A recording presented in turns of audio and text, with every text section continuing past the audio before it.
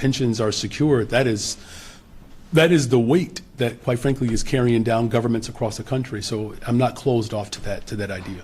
In bigger picture, I think, you are right that there's not a full counter budget proposal on offer. Mm-hmm. And I think you're probably right that there might be 26 votes for some of those proposals that they put out, but not all of them. But at the same time, you appear not to have the votes you need to pass what you want. Mm-hmm. And now we're in this moment, we're 3 weeks away, and both sides are trying to kind of say the other side is at fault if we don't pass the budget by the end of the year. Are you worried that if you don't compromise, if you don't shift, that it doesn't really matter what else happens, that you're the mayor, you're the highest profile elected in the city, and Chicagoans are going to blame you regardless of kind of how we get from here to there? Mm-hmm. Well,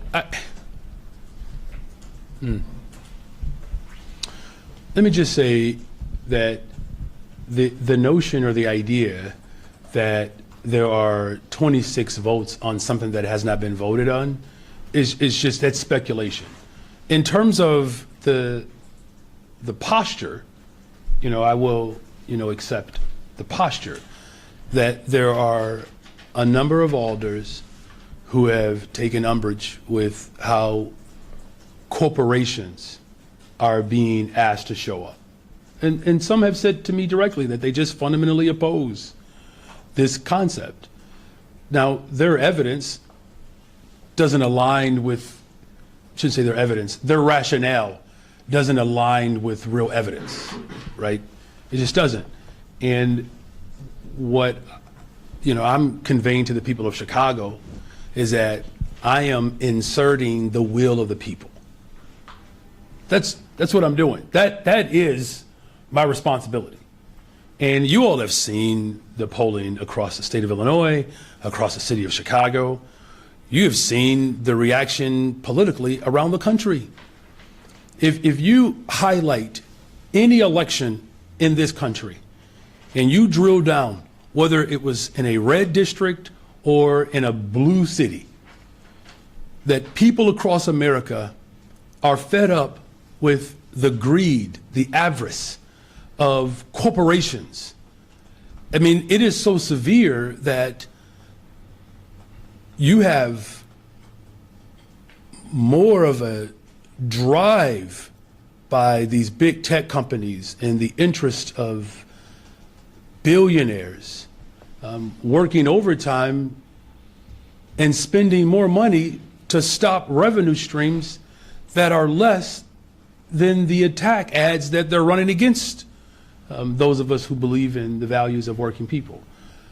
So I'm committed, my administration is committed to an open, transparent process that allows for the people of this city and their will to be executed and administered.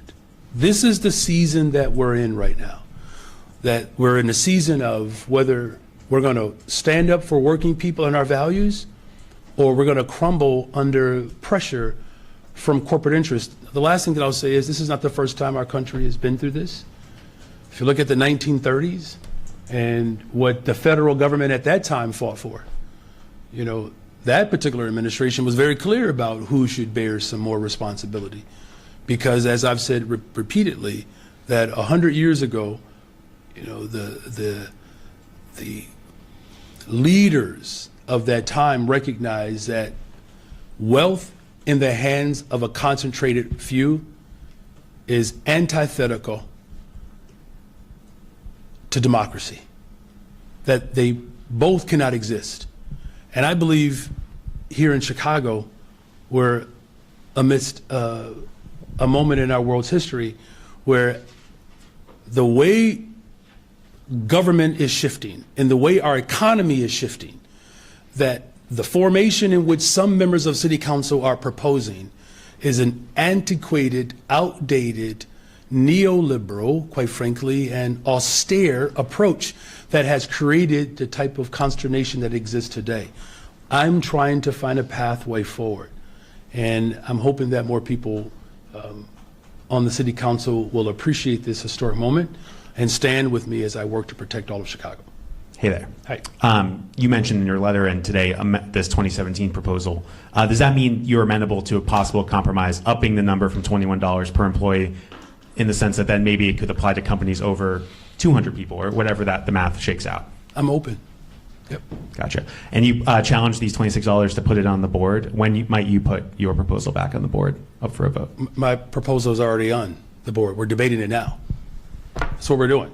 And when do you think that might come back for I a mean, committee vote? it could happen the moment, city council members decide to move forward. Look, the legislative branch of government has the responsibility to take my proposal and put it up as a whole. They can do that now if they wish. Mayor, you had mentioned. You've been incredibly patient. Thank you. You mentioned earlier over here, you said, look outside. It looks as if everything's going great. There would be those who disagree and say that's why the property taxes are going up, because they're not going so great right downtown right now. And so explain that to me, because there's evidence that when the head tax was repealed, that jobs boomed in Chicago. Okay, first of all, thank you for the question. I didn't say that everything was great. I said You that alluded to that. Well, just let's speak directly to what I'm getting at. That the notion that the corporate head tax would cause businesses to fail and corporations to fold, there's no empirical evidence that corroborates or substantiates that. There's been 50 years of study. It just doesn't exist. In fact, at the time in which the corporate head tax was eliminated, there's no empirical evidence that it called Chicago to a higher place outside of natural growth across the country. Yes, there is. Okay, cite it. I could give it to you, right? Sure. I mean, Yeah, go ahead. that job growth definitely boomed in Chicago when the head tax was repealed. Okay. Yes, the head tax went away, jobs boomed after 2014. In fact, they were above the average. Now, of course, this is from the folks who want that head tax to stay So away. who is that cited by? A group of people who Oppose the tax? Yes. But they have facts, evidence to show that that's true.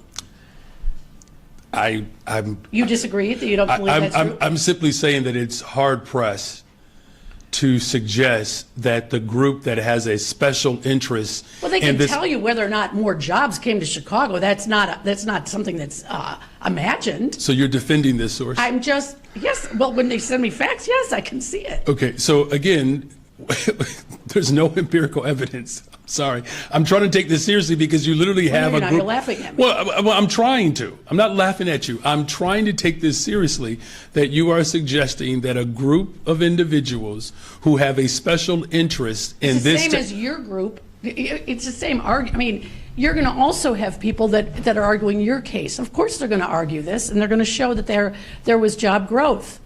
I recall during that time, yes, there was every other day there was a new news conference showing a company that was expanding. That was part of the deal. Yeah. Hey, this is working. Yeah. Well, look, we just had our World Business Chicago quarterly meeting, of which we just settled on agreements where 18 cranes are the result of the work that we have put in, right? And so I also have evidence that our economy is certainly moving in the right direction. I got it, because I am taking this seriously. I'm just, and pardon if the laugh suggested I was laughing at you. I was not. I'm simply saying that I've had repeated conversations with members of the press about how certain groups put forth a message that, you put an asterisk by because of their particular political leaning.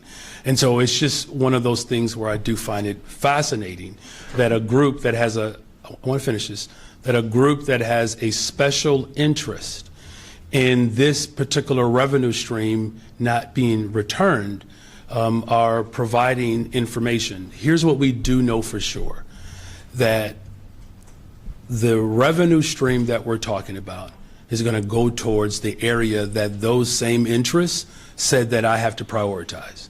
So there's agreement there. My investments in community safety, that's my impetus, that's my motivation. All we're simply saying is at that same time period, there was an also increase in property taxes, $500 million 3 years in a row. You also saw credit downgrading that happened during that same time period. You also saw a reduction of people in the city, right? The challenge that we're having with downtown, it's not a matter of policy. It's about how our government and our economy is shifting. There are more people who have become more digitized, right? And so that's why my budget is shifting our economy. Nowhere else in the country right now is something like this taking place, where we recognize that as our economy shifts, government has to shift along with it. So that's why downtown, for instance, we have worked to convert old office space into affordable housing to repopulate the region that will inevitably attract businesses that reflect the modernized economy. That's all I'm simply getting at. All right, so if the head tax is such a great idea, where is it working now? Because there are, what cities, who you turn to, where are you looking at and saying, wow, wish we were doing what they're doing, because I can't find one. Well, look, if you're asking me if I believe that there is a model that's better than the city of Chicago right now, I'm going to tell you there isn't. We are setting the trend. I can tell you, though, that the people in New York who have to spend $4,500 for a month for rent, I can tell you what they voted for. The people in New York who it cost over $1 million to purchase a home, I can tell you what they voted for. You're seeing the outbreak of what I believe is an incredible display of the interests and the demands of working people, that even the premise of this particular source does not reflect the value system of America right now. They just don't. And so what you're seeing across America is that we have had austere budgets that have driven people out. We saw it right here in Chicago. School closings, the shuttering of mental health clinics, the dismantling of public housing, right? This protection of the interests of privatizers. And where has that gotten us?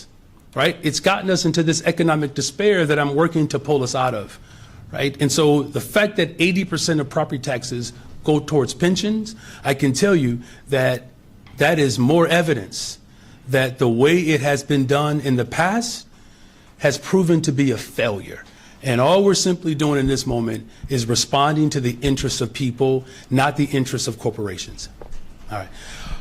Whew, thank you all. All right. All right, see you all tomorrow. Thanks.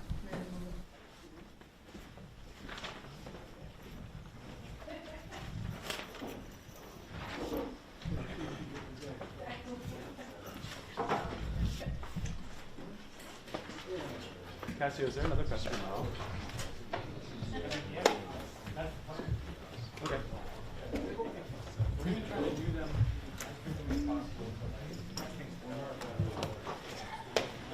As a benefit to us, not as an attempt to Update. scold. We're still not budgeting. Punishment for us. Update. Still not budgeting.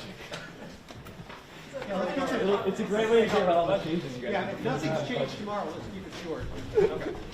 That's up to you guys. They'll just like yell shame and pictures of aldermen who are opposed will appear on the screen. I think that's already online. Shame. Matt O'Shea, shame. Did you not turn the volume up on that website? I assume you're joking, but I don't actually know. We're not saying there's no job growth. We're saying that the job growth after the corporate head tax matches regional and national trends in terms of financial recession. We're not saying there's no job growth at all. We're just saying there should be a disproportionate amount of job growth relative to other regions. How come you guys are using 2012 numbers to project the number of employees? We're going to have to be on 12 years. That's what either George or Guzman said. Those are the latest numbers we have. Oh, because that's when the last tax was abolished. Isn't that outdated? Well, some of it, I mean, that's their projection, so you're not going to have as hard as that. Like, companies are not obligated to report how many employees. Yes. So they don't tell us. So we have to go off and quote. Yeah, well, how are the numbers you all have? Their projections, like any projection is going to tell you a baseline. I mean, yeah.